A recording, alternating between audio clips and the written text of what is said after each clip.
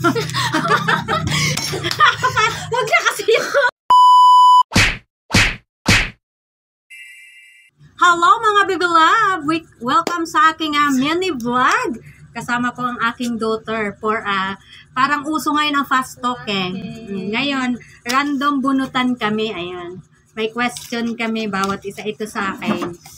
Tapos bubunot ako dito, tapos bubunot siya dyan. Ayun, let's go!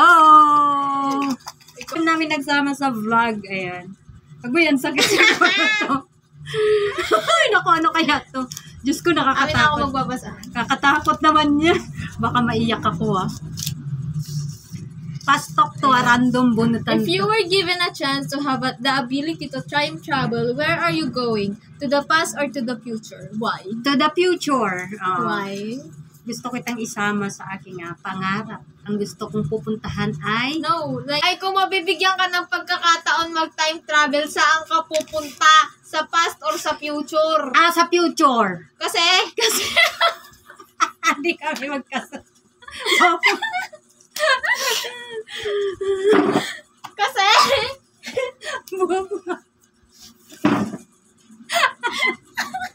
Ang bubo ko nga. Ano?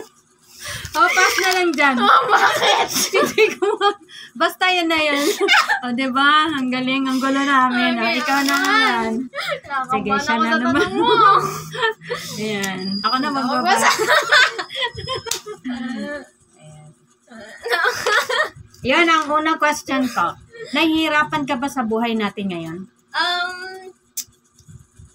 Dito. Yeah. Bakit? Wala, parang iba yung parang buhay dun sa kabilang bahay. Iba yung parang buhay. So, next question. Ayan, English na naman tayo. Alam mo na hindi tayo marunong. Ala, dubli-dubli man yan. Hindi. Fast talk to. What is the most painful experience you ever have? Yung niloko ko ng tatay mo noon. Okay, ako na. Ang babae.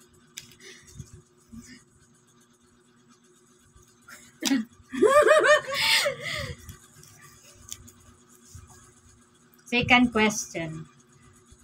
Ano ang ayaw mo sa akin? Ugali mo. Bakit? Wow, basta, kasi, ang sungit mo. Ayun. Kita nagagalit ka sa akin. Naiyak tuloy ako. Amin na. Huwag na kasi English. English lahat to. Most heartbreaking experience. Yung niloko ko ng paulit-ulit. Okay, next.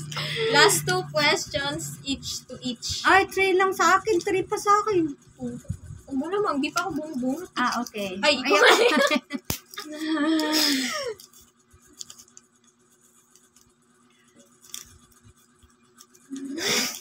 Bakit, ito, third question. Bakit ako ang pinili mo kaysa papa mo? Na alam mo naman na mahirap ang buhay ko. At bakit? Anong bakit? Nagtatanong yan ka nga naman. bakit? I choose you because you're the one who raised me up and you like literally sacrificed everything you had just to you literally like do everything just to feed me and literally just did like everything you could to make me like happy to buy everything that I want. So yeah, that's why I choose you. You. Yeah. Dapat hindi English, di tayo. Alam mo namang hindi ako marunong eh. Marunong ako mag-English, pero mag-explain, alam mo naman, 2 MB lang ang aking utak. 4 question. Who hurt you the most? Why always who hurt the most? Yung nasa utak ko mas mabilis. Bakit? Paulit-ulit. Ibibilip ko yung pangalan. Who? Madami eh. Madami sila eh. Madami sila! Yung nasasaktan ako ng sobra. Hindi sa boyfriend or ano. Isa lang. Name one guy.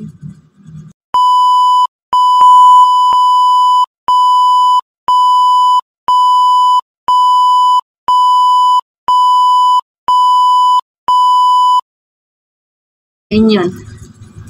Next. Ay, maliit talaga. Ayun, tuloy ako. English man lang kasi sa'yo. Ano ang pangarap mo sa buhay at saan ang gusto mong puntahan na lugar? My dream sa place muna. My dream place to go is actually sa Korea. Ayan. Since like Korea or Japan kasi yung life sa Korea is like much easier here. Walang parang discrimination. I mean, meron pero hindi ganun and parang hindi ano yung government nila, kung ano yung nandun sa bansa nila, parang ginagawa nila. Tapos parang sa Japan din, ganun. Pero, yeah. And, kung papalaran siguro, I wanna be a lawyer or like doctor.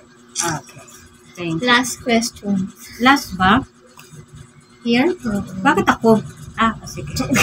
This is for 5th question para sa kanya. Para sa'yo. Para sa akin. Ay, bakit ako magbabasa? English kasi. Alam mo Who naman. made you happy the most? You. You. Okay. Ikaw na, ano Ay, ako ba? Bubunutin ko na para sa kanya, di ba? Lalaro kami dito. Mahal mo ba ako at ang papa mo kahit hiwalay na kami? I mean, yes, kasi kayo naman gumawa sa akin. Kahit sabi mo nga, kahit naman babaliktarin ko yung mundo ko, papa ko pa rin yun, kahit hiwalay na kayo. Ganun naman yung sabi mo sa akin, kaya, yeah, I do. Pero minsan naiinggit ako dun sa mga complete family. Especially pag may nakikita ako sa school na yung sundo na Naiyak ka po. Wala tayong magagawa. Hiwalay kami ng tatay mo. Ano yan? Bakit So, alam mo, kung pinili mo ang tatay mo, siguro maganda ang buhay mo, hindi ka nahirapan at hindi ka nagugutom. Hindi, kasi kahit piliin ko naman si Papa, may iinggit pa rin ako dun sa ano na... Masarap ang buhay mo doon. May driver ka. Hindi, kasi meron hindi rin naman kompleto. Walang magagawa yung kakayahan nila kung hindi kayo kompleto. Galit ka ba sa pamilya ng tatay mo? Yan, last. Naiyak ako. Depends. Kasi I was young that time, kaya hindi ko masyado maano. Pero I could say na parang I would give them a chance. I would forgive them. Pero right now siguro, parang wala akong nararamdaman na galit. Wala akong nararamdaman na saya sa pamilya. Alam ko naman na kahit makulit ka, matigas ang ulo mo, yung pagmamahal at respeto mo sa akin bilang ako ang nanay at tatay mo. Since 2013, isa akong single mother. Pero thank you, nandyan ka. Sa hirap at ginawa, pagpasensyahan mo na ako ay nasungit para sa iyo lang din. Love you always. Bye-bye.